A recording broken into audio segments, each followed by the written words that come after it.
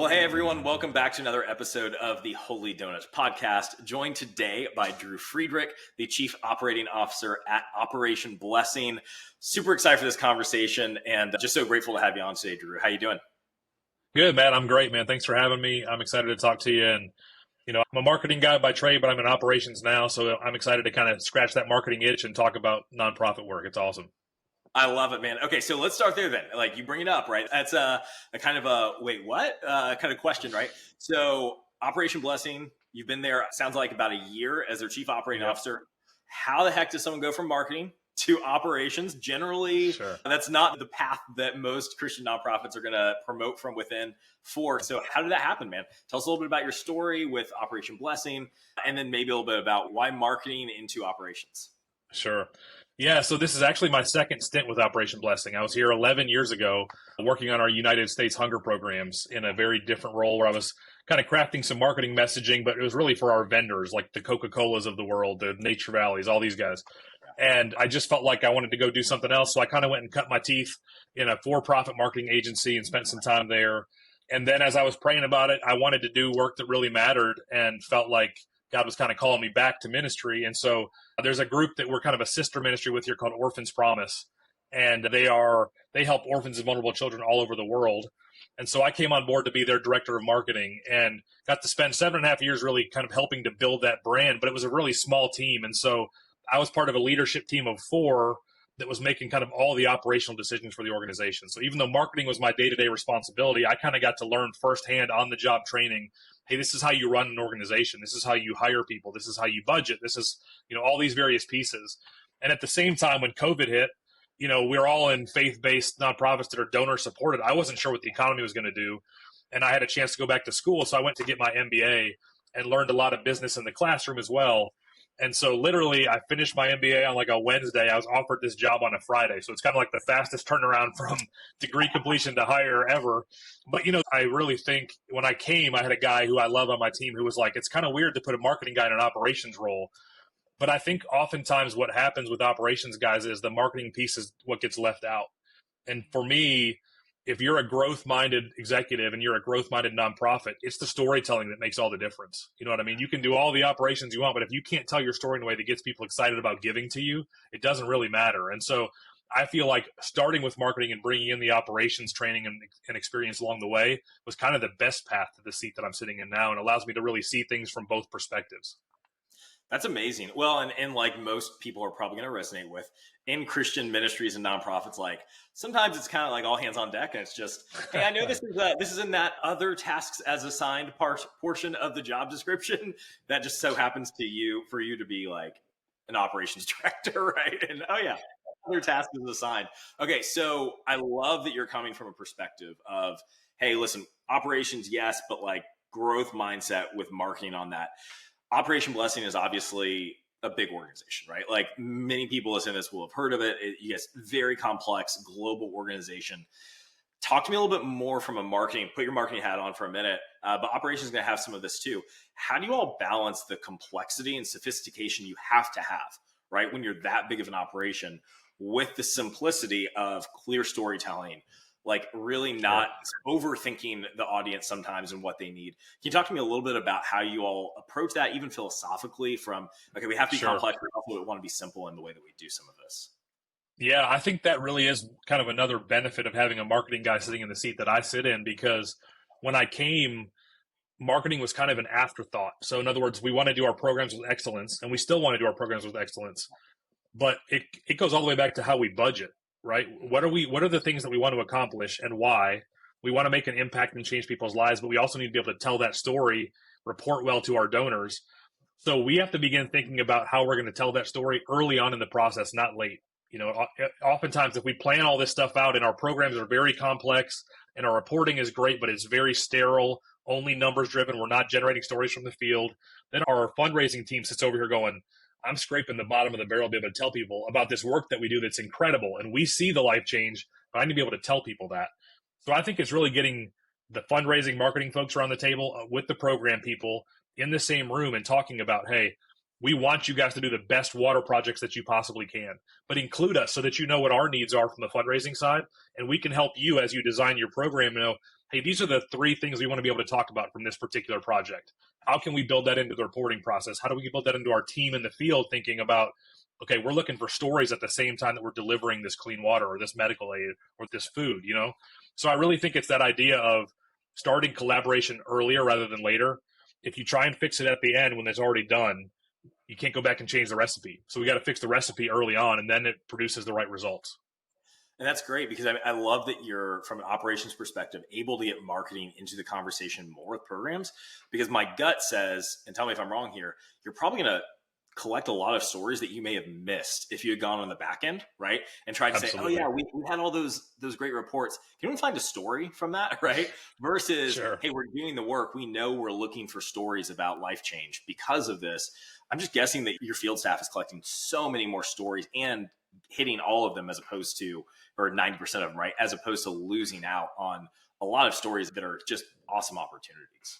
Yeah, that definitely is the case. And I think one of the other benefits of having the ops team and the marketing fundraising guys talk more frequently is if you're willing to kind of hold everything with an open hand and not get your feelings hurt and have some constructive criticism to say, hey, listen, this story is great, but it's missing this piece, or I can't sell this to a donor because of X, Y, and Z.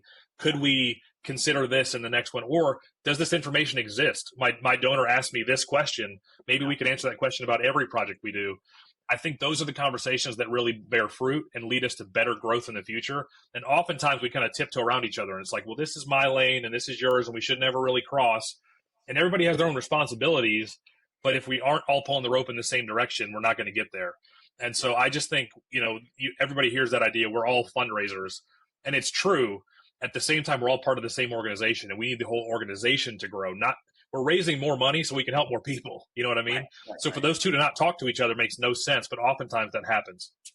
Yeah, 100%. We see that all the time with the organizations we work with, right? It's almost, and sometimes it gets as bad to where those two are almost warring, right? And so there's one side of marketing saying, hey, we have to tell stories, and the other side saying, you don't understand our programs, and it can get nasty. So getting everyone kind of on the same team from the start is huge.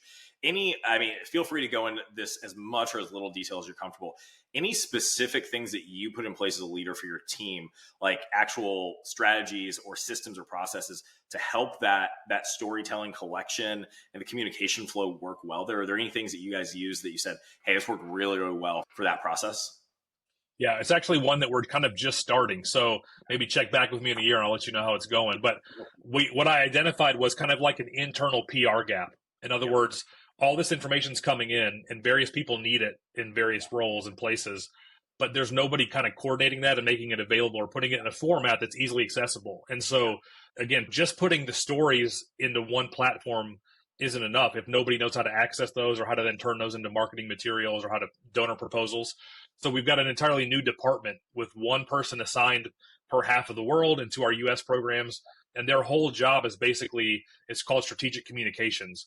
And it's to basically move information from our programs team to our marketing and fundraising teams, and to meet with those guys, to be in the meetings when our ops teams are talking so that our marketing folks hear what that sounds like, and then communicate that, put it into notes and into proposals for our donor team to then take to our major donors and our mid-levels and say, hey, we're doing this incredible project that I think really lines up with where your affinity is. Would you be a part of it? Would you help us with, I know you love giving communities clean water. Let me tell you about what we're doing in Mexico. And then we go. And so this person's kind of that pivotal point of connecting the dots, because sometimes it's not going to just happen organically. Everybody's so busy. We've got so much happening. None of us need one more meeting. But this person's job is to really be that liaison between the two pieces. And that's really been a connection point for us in the short time we've had it set up.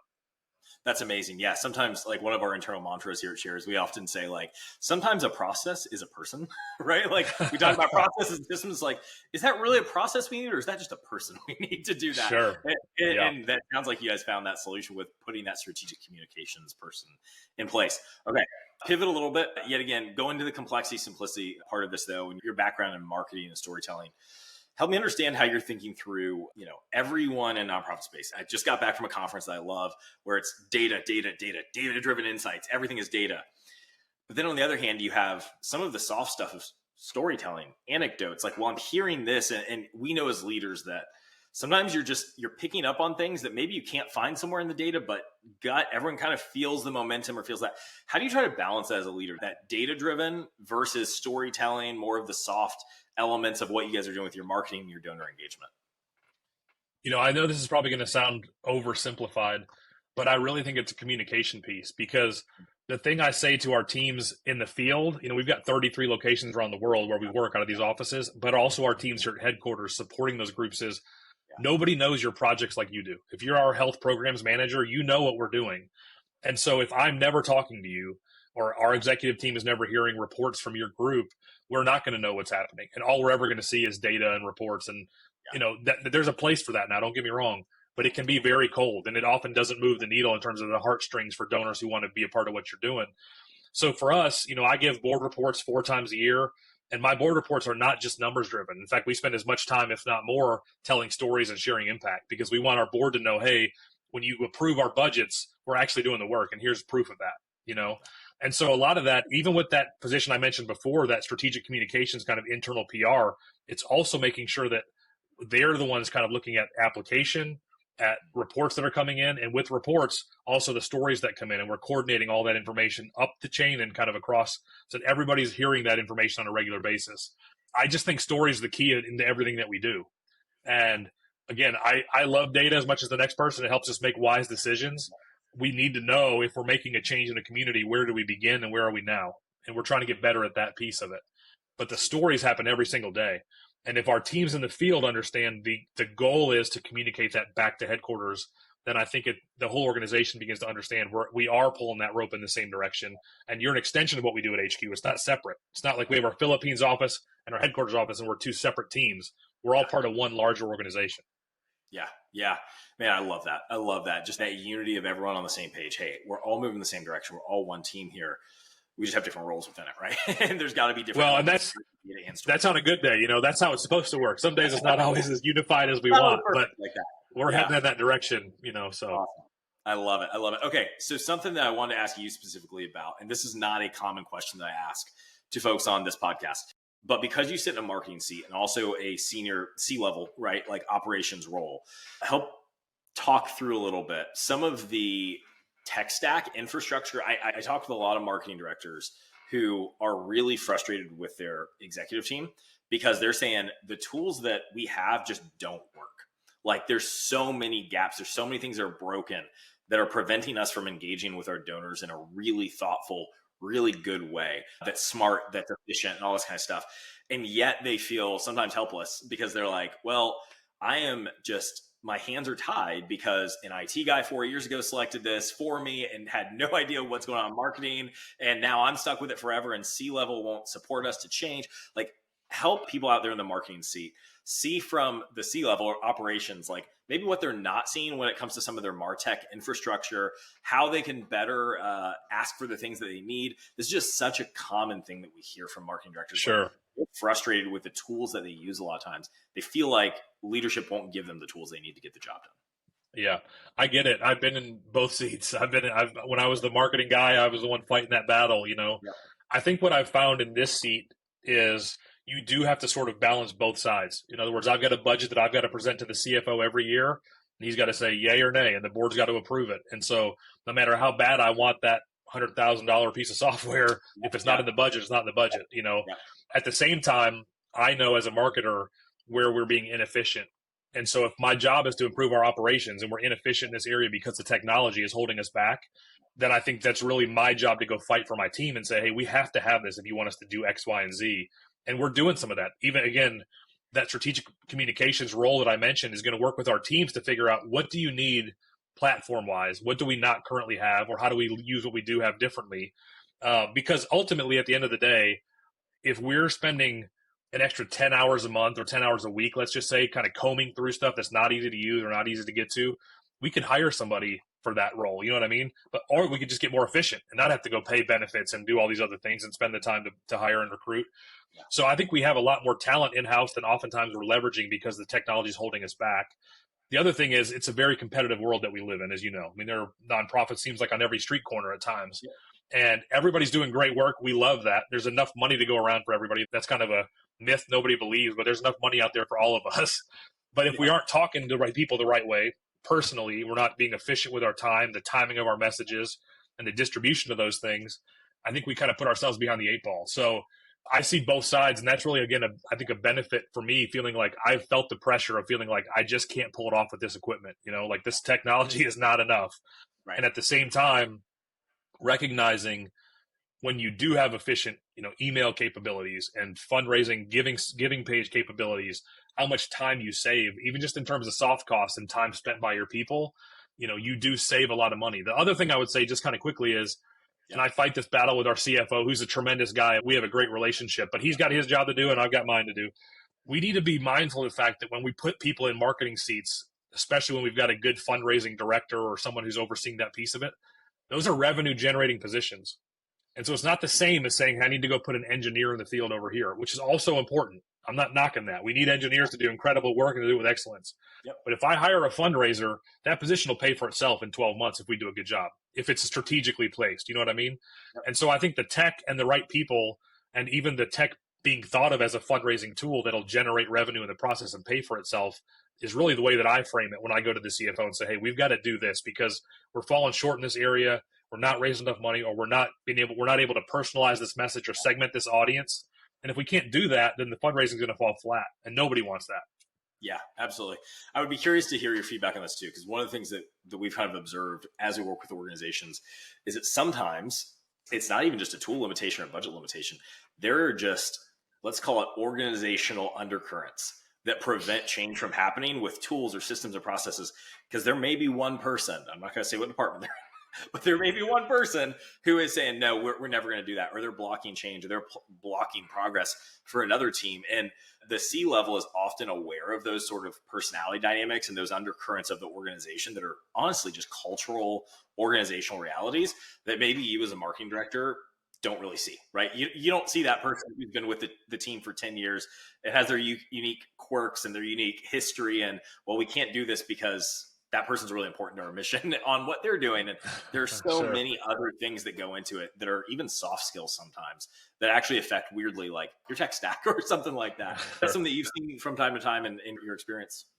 Yeah, a little bit. I think, one of the benefits for me is I'm only a year in and I've made some significant changes since I got here. I think it takes a willingness to break the mold and realize it doesn't mean we have to change who we are as an organization, but we can change how we do things. And there's a lot of it's really fear driven, I've found. And there's this kind of almost like a poverty mindset of like, well, don't take this away because this is what I know. And I don't trust that we're going to replace it with something better. But again, I feel like that's not a growth mindset. And so my challenge to my folks here is like, we're going to grow. And I want you to be a part of that. But if you can't, then that maybe God's calling you somewhere else, but we're going to grow. And I mean that sincerely. I really want them here, but it's not an option to just sit still, because I think if we're not growing, we're shrinking. And, at the end of the day, I believe marketers ought to be able to make a case, but if the executives don't have a vision for where the organization needs to go, there's not a ton you can do about it. Prayer helps, certainly, but also if you ought to be able to understand, I was talking today about a book with my team that I'll share with you in a little bit, but it talks about having a North Star. Like, what is this North Star that your organization follows? And if we're going in that direction, then that's the most important thing for us. And everything else has to align with that. And again, if there's people and personalities or tech stacks or processes that are obstacles rather than a step on the ladder to get there, it needs to change. Otherwise, we're just kind of wasting our time. Every step forward is going to be two steps back, So I think it's a big deal. You've got to really have a vision for where you're going. Man, that's so encouraging to hear a Christian ministry leader who's saying, hey, listen, man, we're going to grow. Like, we're going to grow and God's going to be in charge of that. But like, we're going that direction, and, lovingly, we want you to come with us. But if you can't, then that's okay too. And God's got other plans for you. So love it, man. It's that parable of the talents, man. That parable of the talents. God gives you something, you better do something with it. So we're going to try and do something with it. He's going to ask you, hey, what'd you do with that I gave you? Opportunity when people give to our organizations, right? Like, some people are really giving sacrificially to our organizations. And so to not steer that well is something that I think that God's going to have some questions for us one day on. So, all right. So transition, you mentioned a book. That was one of the questions I had for you. What resource do you love to recommend to other people in Christian nonprofits, specifically in marketing, but feel free to go anywhere you want to with that. So you mentioned the book, North Star. What's the book? Tell us any other ones you have. Yeah. So I've got two books I prepared to tell you about. Neither one are Christian. They're not Christian, but Okay. they're about one is about nonprofit work specifically, and one is not. The first one is called The High Growth Nonprofit by a guy named Matt Scott. I met Matt at a conference years ago, and he asked this question early on in the book, like, what would you do if you had half of your budget, but you had to double your revenue next year, which is a very scary, crazy question to even ask, right? But they've done that with a couple organizations. His organization has. Wow. And what I love about it is there's a lot of really practical stuff, and it talks about this North Star being your guiding, kind of principle. But what I think I love most about it is the whole idea is that we're growing. It's a growth mindset, the high growth nonprofit. It challenges you to think it's not okay for me to just sit still or just grow this much when I have this much potential, so that's a huge one. But sometimes I think then even when you're talking kind of like theory and big ideas, for me, I can get bogged down in that if I'm not careful. So I kind of need some like practical tools and next steps. I just read this book like a week ago. I'm a listener, not a reader. So it's called Traction by Gino Wickman. It's basically written for entrepreneurs, and it's called the Entrepreneur Operating System, but it really is just how to run a business successfully. And it talks about everything from how you staff, your core values, here's the way you run a meeting, here's how you set 90-day goals. And so I literally just read it last week, and I'm giving a copy to like everybody I can get my hands on, one for my team, and just saying, you got to read this because I'm about to start putting some of this stuff in place, because we have to make some of these moves in order to get more efficient and feel like, we do a lot of things at Operation Blessing. That's been my challenge, is trying to wrap my head around, how do I prioritize when we do water and medical and hunger and disaster relief and surgeries? Who gets the priority? But we've got to go back and go, okay, what are our core values? What's most important to us? For the next 90 days, what's the most important thing we can do? And a lot of that is generate more volunteers, generate more new donors. That allows us to grow the hunger relief program. So again, a lot of this stuff, but the book has unbelievable practical application. Do this step by step, go through this exercise. And it's got some really cool free tools online that you can leverage. So Traction is a huge one. And that one's got my brain going like a million miles an hour right now. There's a lot in that book. So as someone who's an entrepreneur myself, that's a book that's on the bookshelf. Absolutely awesome. Love Traction. So yeah, yes and amen to that one. And it's one of those ones that you can reread it 3 or 4 times. And every time be like, oh man, I couldn't even process that the first time. I need to go back and read that again. Oh, I can implement that now too after doing it. And that's something we've seen, right? Is like we're a company that's 3 years old. And so for us, like we didn't think that anything that, we started as a tech company. And so we didn't think that anything, we're saying, well, what would we have to offer? We don't, I've never been the marketing director at a huge nonprofit or anything like that. So I don't have the experience in the space, quote unquote. And what we learned is so much of what we learned building a startup. Like just the mindset we had to have, the way we did things, the tools that we use, the stuff that we're willing to say, hey, oh yeah, of course we're going to use this technology and the cutting edge stuff that we have to do. So much of what we learned with entrepreneurship was, oh wow, man, if nonprofits would adopt 10% of that kind of mindset and those sort of tools and that kind of mentality, man, it's going to help skyrocket their growth. And so we love bringing those kind of entrepreneurial, like, hey man, this is what we're doing in the tech world. Just so you know, this can kind of apply to what we're doing over here in nonprofits. Absolutely. So, yes and amen to that, man, for sure. Yeah. Okay, last question, and I'll let you hop on out of here. We always like to ask this question. What's a trend in kind of Christian nonprofit world that you're seeing that's got you really excited? What's one that's got you a little bit concerned right now? Yeah.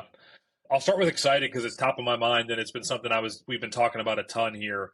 I don't know that I'm seeing it pick up as fast as I think it should, but we're doing a lot of work with it here. Is AI. And I know that's kind of like a trendy buzzword, but I mean, we're building a lot of stuff internally with some of our other sister ministries. But I mean, I watched something, we hit one button last week, and something that would have taken a team like 7 days to put a full blown campaign together, spit out like 17 pieces of content in 3 minutes. And it was all filtered through our brand voice and our best practices. And this is our statement of faith and all these things. And so again, we want to be good stewards of our money. We can't go hire 50 people to run our marketing operation, but we don't have to. There's technology that's taken us from, this big to this wide in terms of content creation. I think if nonprofits are afraid of it, they're going to really miss the boat, and they're going to wish they'd gotten on sooner, because I just think, everybody thinks Chat GPT, and that's cool. I use it for some stuff even every single day, but there's so many other engines feeding this thing, and you can really teach it. This is who we are.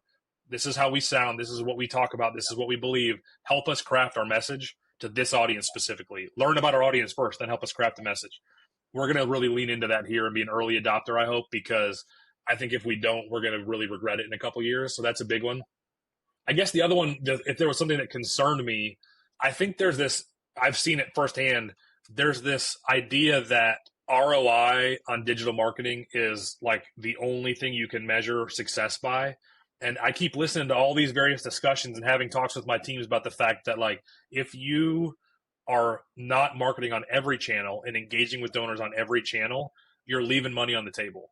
And so, well, you run a social media campaign and it doesn't look like your ROI is that high, but that person might also be giving to you offline. They're engaging with you online, but giving to you offline. And you're never going to see that direct connection. So we stop doing things because we think they're not successful, and we don't give them enough time because we're scared. It's that same kind of poverty mindset. And I mean, again, we all have limited funds. We're all nonprofits. We're all charities, and we need our processes in a way like for-profits or a regular company would. And I just think if you went to like a venture capital company and you were asking them to fund your startup, like what you guys have been doing for 3 years, we have got to do things this way. And sometimes we get really scared really quick in the charity world. We're like, hey, we can't lose a little bit of money on this. And it's not actually losing money, but we don't take the time to realize over a year, our trends are way up because we're engaging with people personally with content that they care about on various platforms. And I just think there's that fear worries me because it is getting crowded in the marketplace.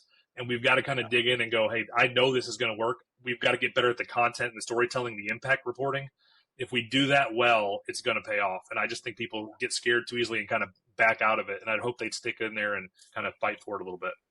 I love it, man. It's so true. And there's a quote from Jeff Bezos where he says, if the data conflicts with the storytelling, trust the story.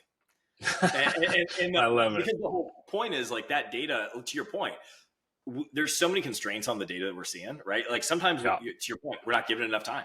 And so it's like, yeah, well, that data in the snapshot looks bad, but give it another 6 months and let's see how it looks, right? Or it's, for sure, well, that's taken out of context, or, well, what was the acquisition channel there? So many different factors that could be feeding into that. And so it's, yeah, you got to look holistically, be patient with it. Man, such great advice. I really appreciate that. Yeah. Okay. Tell folks, Drew, where they can connect with you if they wanted to, as much or as little information as you want to give. Are you on LinkedIn? Are you on other social channels, email? What's the best way to connect with you if someone wanted to?